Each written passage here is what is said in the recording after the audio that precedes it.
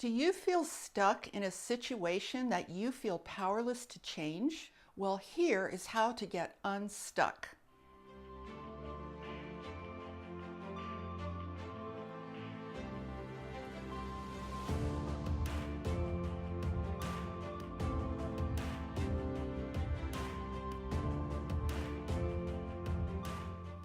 Hi, I'm Saratoga Ocean, transformational life coach, channel, and author.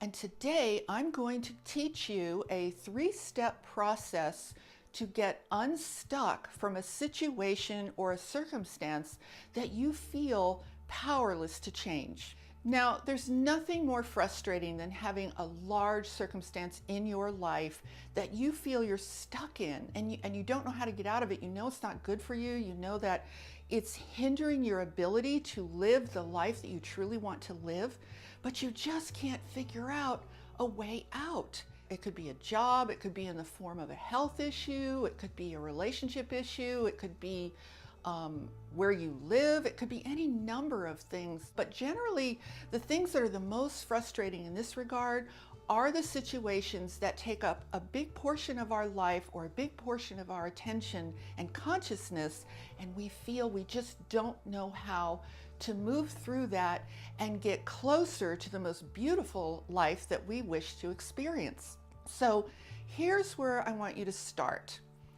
Before we get to step 1, you want to be positioned well to make the changes you desire. So look at whatever that circumstance might be now that you feel stuck in, and realize that whatever that situation is, it is absolutely a result of past decisions, past things that happened to you, past perceptions. In other words, it is actually reflecting everything that's happened to you up until the present time. And that's actually really good news, because when you realize that that situation that you find yourself in that you would love to change, transform, or leave is a reflection of the past, you can just pause, just take that in for a moment and realize that right now you are in this present moment of now, the ever-present moment of now. That being the case, what you can do right now is pivot in your consciousness and say, you know what? If all the decisions I made prior to now led me to this place in my life, I can actually just stop, turn, and make new decisions, take different actions, shift my consciousness, shift my perception, and shift my beliefs, and thus I will be able to create an entirely new outcome. So let's go over those 3 steps to a very simple process to move yourself through a very stuck feeling circumstance. Okay, let's start with step number 1. Step number 1 is assess. You want to assess your consciousness around this situation. And that's very simple. Ask yourself, am I positioned as a victim of this circumstance, or am I willing to position myself as a creator of my life? Now, generally, when we feel stuck in a situation, we are experiencing that situation as a victim, because it kind of makes you feel like a victim when you feel stuck and you don't know what to do, right? So what you want to realize is that you are probably emotionally invested in this situation on some level, and you probably have some part of your identity attached to that circumstance. It doesn't mean you like it, but it means that if it's gone on for a while, if it's a chronic sort of a condition, you're probably attached to it on some emotional, mental identification level. If that's the case, which it probably is, or you wouldn't feel stuck, right? What you want to do is ask yourself, am I willing to experience change? Notice I didn't say, am I willing to change? Because of course people would say, well, sure, I'd love to have this change. But what you need to ask yourself is, am I willing to experience change? Because you see, we humans, we don't like change very much. Change can be kind of threatening, even if it means a change about something that we don't even like. So you want to just assess where you are. Do you feel like a victim? Do you have your identity tied up in it? One test you can give yourself to see if your identity is attached to this circumstance: how much are you talking about it? How much do you talk about it to others? How much do you talk about it to yourself? Are you complaining a lot? Are you saying, this is my life, this is me? It means, if that's the case, you have a lot of psychic energy attached to that circumstance. So when you've done this assessment, one little trick you can try is imagine yourself cutting your psychic cords to that circumstance. Imagine yourself cutting your psychic cords, cutting your energy. You're not changing anything physical, you're just changing the relationship of your consciousness to that situation. So what you're doing is you're cutting your energetic attachment to that situation, and this gives you some oxygen, this gives you some freedom to breathe, to feel yourself again. And one other tip I'll add to step one: you don't have to know how it's going to happen. A lot of times we stop ourselves because we say, well, I don't know how this is going to change. And therefore we tell ourselves, just because we don't know how, probably can't change. So forget about the question how. You don't need to know that. This is a process. And when I describe the next two steps for you, you will see how it is a process. It's not something that's just going to disappear like magic overnight, but it can be a positive experience. This whole process I'm going to give you, these 3 steps, are very positive. So that's step number 1, assess your consciousness. Are you experiencing this as a victim, and are you willing to shift to being a creator?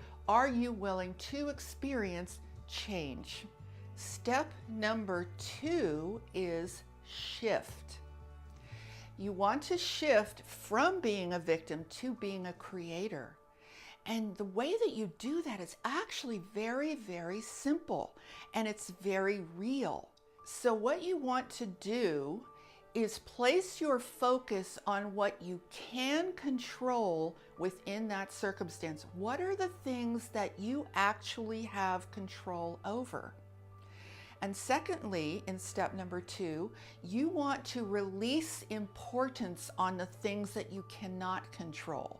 Because whatever you're focused on, you are giving energy to, and you're giving importance to. So the part of that situation, there likely are areas in that circumstance that right now, at this moment, you don't feel like you can really control. Release importance from that. Let go, just let it go. Whatever in the situation you cannot control, let it go. Then shift your focus to that which you can control. And I recommend making a list so you're really, really clear. Make a list in that situation. What are the things in this circumstance that I actually have control over? Now, the beauty of this and the magic in this is how you begin to take your power back. Because when you feel stuck in a circumstance that you feel powerless to change, the key word there is powerless, right? So you need to begin to restore your sense of power. You need to take your power back. So the way that you do that is you think about the things that you can control. Now, it doesn't have to be only physical things that you feel you can control. It can also be, it might be internal things. It might be on the level of attitude. One thing you can control is being grateful. Look for things in that circumstance that you can feel grateful for. Another thing you can control are your habits. Do you have habits woven into this circumstance that are not healthy? Do you have habits woven in that are actually supporting that unwanted situation? So if that's the case, you know that you can change your own habits. So piece by piece, what you're doing is you're beginning to take your life back. Now, an example of a very common situation that I hear about all the time that people feel dissatisfied with, that they feel is in the way of their ability to live the life they truly desire, has to do with a job. So you might have a job that you really don't like, but you feel trapped in that job. You feel like you can't get out for financial reasons. You're not able to do what you really want to be doing, etc., etc. So this is just an example, and you can apply what I'm saying to whatever your circumstance is. So then you want to ask yourself, all right, so I'm going to withdraw some importance from whatever about that job that I don't like. Maybe it's rush hour traffic, maybe it's the people, maybe it's the tasks you're expected to perform. Just withdraw importance from it. Withdraw your energy attachment to that. And then what I want you to do is look for things in that circumstance that you can find that are positive. Maybe you can shift your attitude about the people that you work with. Maybe you can start to look for good things in the people that you work with. I had a conversation with a friend about this some years ago, who she had a job that she really didn't like, and she was always complaining about this one coworker. This woman, I mean, she almost sounded like this woman was like evil. She was such a horrible human being, according to my friend, right? This was a long time ago. And at one point I said to her, I said, you know, this person can't possibly be as bad as you are saying she is. And I gave her this suggestion: why don't you try to look for the good things about her? Because she had the idea that this woman was like completely out to get her and was trying to sabotage her at every turn. So what she did, she actually tried this out. She started to look for, what are the positive attributes that this woman has? She started to try to look for the good. You know what happened? The whole dynamic started to change. And all of that negativity started to dissipate. And the next thing you know, they were getting along. They were even going out to lunch. So it's amazing how things can change just when you shift your focus away from what you don't like and put your focus on what you can find that is positive, what you can find to be grateful for.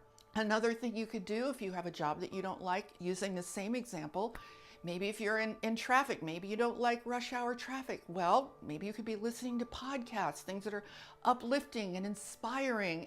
Find the things that apply to your circumstance. If you have a health issue, instead of feeling miserable about it, you could say, well, what small things can I do to improve? What small things can I do to support my body's ability to heal? There are countless things that you can do that represent your ability to take your power back. If the problem is a relationship issue, you might do a similar thing that I was describing about the coworker example. For example, you could say, all right, I'm going to look for the good in this other person. Now, in some cases, you may need to leave the relationship, but I'm trying to give you small steps that offer you a chance to restore your sense of empowerment, restore your feelings of positivity, bring back your sense of inspiration and optimism.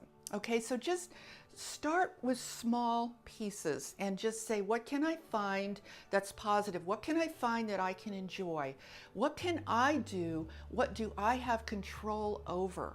Because now you are beginning to deal with the situation as a creator, not a victim. And that's how you make the shift. You don't make the shift all at once.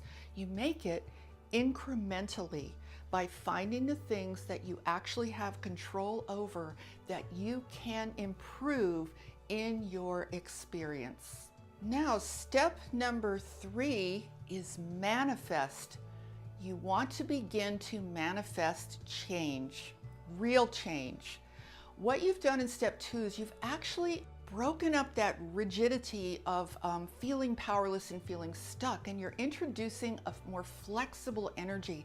You're creating movement within that circumstance by taking control of that which you have control over. So once you've done that, you've introduced more positive energy into the circumstance, and this begins to build confidence and optimism. And now what you're building within yourself is you're building energetic leverage for a much bigger change. So once you feel your strength coming back, once you feel that you're starting to reclaim your power in that situation, you're ready to go to the next level of manifesting bigger change. So what you want to do is you want to start to create a vision, a new vision for yourself. What do I really want to be living? What would make my life so much happier? Because now you understand through actual experience that you do have the power to make incremental changes that are smaller, and now you're ready to make bigger changes. So maybe you want to take bigger chunks of that circumstance and start to put positive action into bigger chunks. And little by little, what you're doing is you're kind of taking apart that old reality in a very positive way. You're loosening it up and you're creating more and more flexibility in it, and more energy is building for you to go forward in your life. And by now you can start to bring more consciousness, more energy, more light, more positivity, a more positive attitude, and you might by now be ready to hold a bigger vision for yourself where you can make a radical change in this circumstance and finally begin to live a life that is more in keeping with your dreams and what you truly desire. Now, if you want some additional help in making those bigger changes, those big transformational changes, along with some help of how to deal with all the little pitfalls that you might encounter and how to avoid those pitfalls, get my ebook, How to Use the Law of Attraction to Create Your Perfect Life. And I will put that link down below. That book will really support you in this process and beyond it, and it will definitely support you in making those bigger changes that you truly want to make. So if you like this video, give it a thumbs up, subscribe to my channel, and please hit that bell so that you will be notified every time I post a new video, which is at least once a week. Share this video out with your friends. It's been my joy to share these 3 tips with you. I'm wishing you a beautiful life, great transformational change in whatever direction you want to go in, and sending you love, light, and loads of positive energy. Have a beautiful day. Namaste.